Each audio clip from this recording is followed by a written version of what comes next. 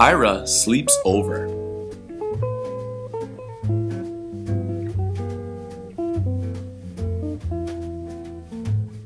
I was invited to sleep at Reggie's house. Was I happy?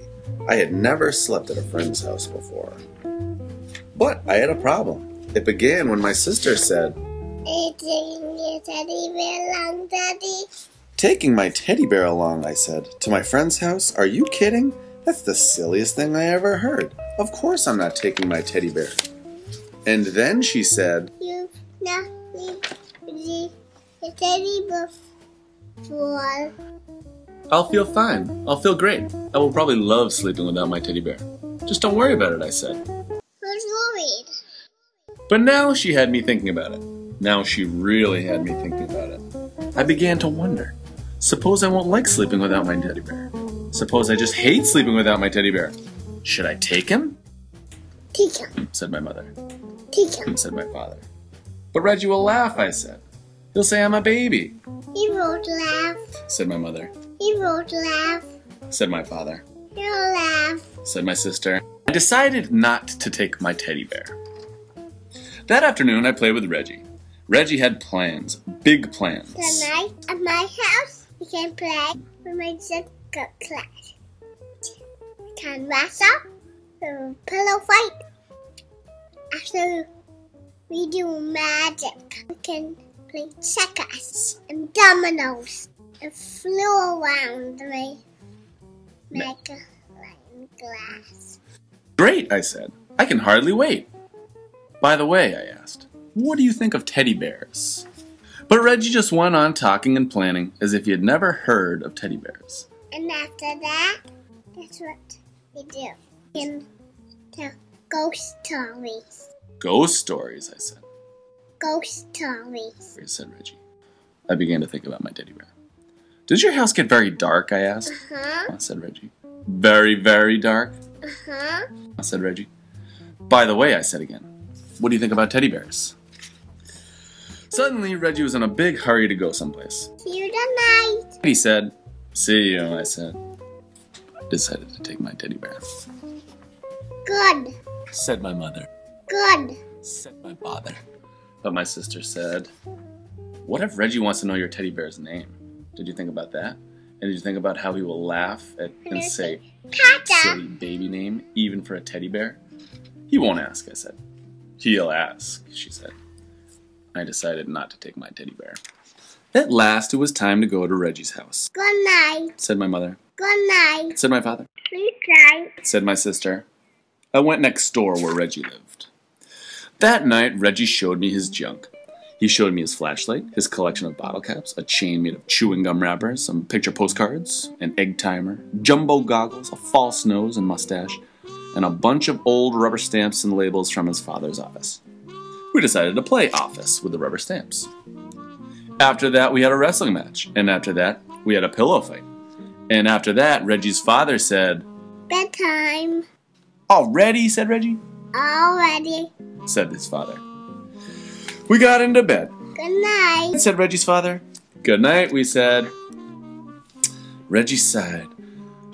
I sighed. Can tell ghost stories. Said Reggie. Do you know any? I asked.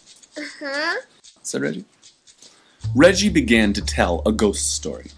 Once there was this ghost, and he lived in a haunted house. Only he did most of the haunting himself. This house was empty except for this ghost because nobody wanted to go near this house. They were so afraid of this ghost. And every night this ghost would walk around this house and make all kinds of clunky, creepy sounds. Like that. And he would go around looking for people to scare because that's what he liked most to do, scare people. And he was very scary to look at. Oh, was he scary to look at.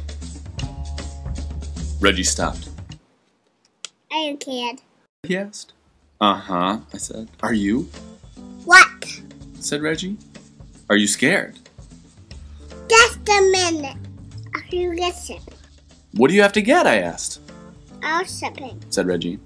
Reggie pulled the something out of a drawer. The room was dark, but I could see it had fuzzy arms and legs and was about the size of a teddy bear. I looked again. It was a teddy bear. Reggie got back into bed. About this ghost. She said. Is that your teddy bear? I asked. said Reggie. Is that your teddy bear? This teddy bear. The one you're holding, I said. Uh-huh. Reggie answered. Do you sleep with him all the time? What? Said Reggie. Do you sleep with him all the time? Uh-huh. Does your teddy bear have a name? Does your teddy bear have a name? I said louder. Uh-huh. Reggie answered. What is it? You won't laugh. Said Reggie.